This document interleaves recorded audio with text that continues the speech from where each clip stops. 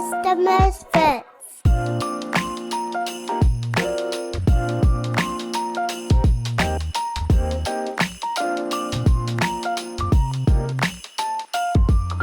Hey everybody, we're back. It is day 3 of the 12 Days of Misfits. Temeko is still here, even though now he's apparently wandering through the tundra somewhere.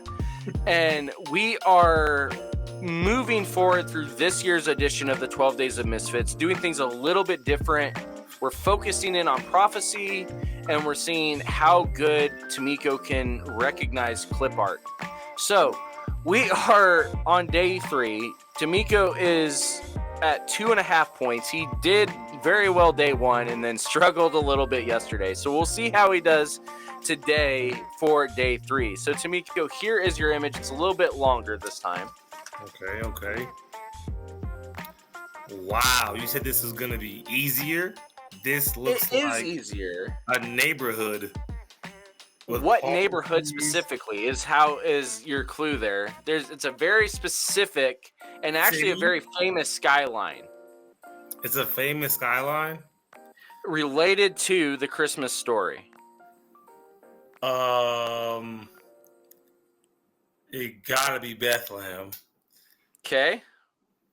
So what prophecy are we working with here? All right. Unto thee a child is born, and he'll be called Emmanuel. Thing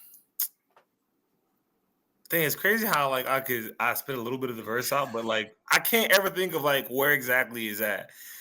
Well, unfortunately, you're not anywhere near even the right verse here.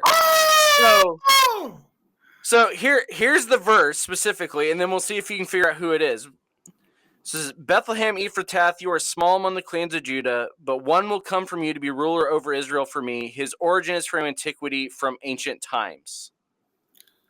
Oh my gosh. It is.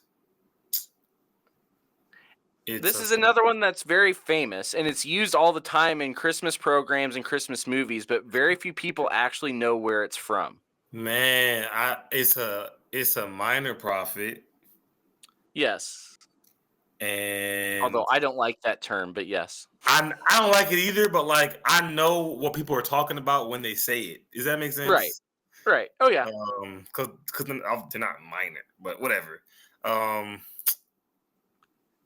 my gosh, is it in my head? I'm thinking Micah, but my gut is telling me Obadiah. It is actually Micah.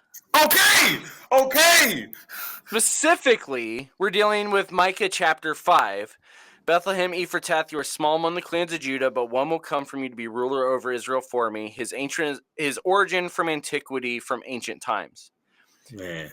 This is something we've actually used this verse quite a lot on 12 days throughout the 4 seasons that we've done this, because this, I think, is one of the more interesting passages related to the Christmas story, is that you have the setting of Bethlehem, which we obviously know is important because that's where Mary and Joseph have to go. You're right. It ties them back to Jesse. It ties them back to David, ties them back to all that kind of stuff.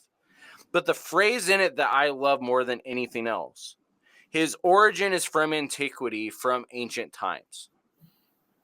Ancient of Days. The Ancient of Days that we see in Daniel is the same name that we see given to the Messiah in Micah chapter 5.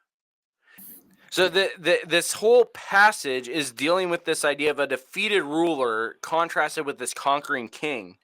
And what is amazing about this is this idea of the fact that Bethlehem Ephrath, the smallest of the clans, is going to produce the conquering king that will come out of antiquity, and specifically one that will rule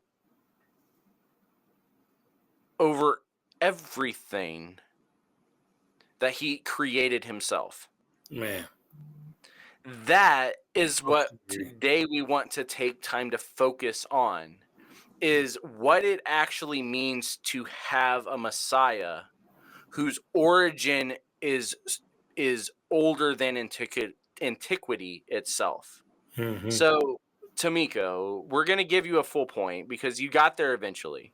So you're at 3.5 after 3 days. We're still keeping track. We're okay. We'll see how this continues to go.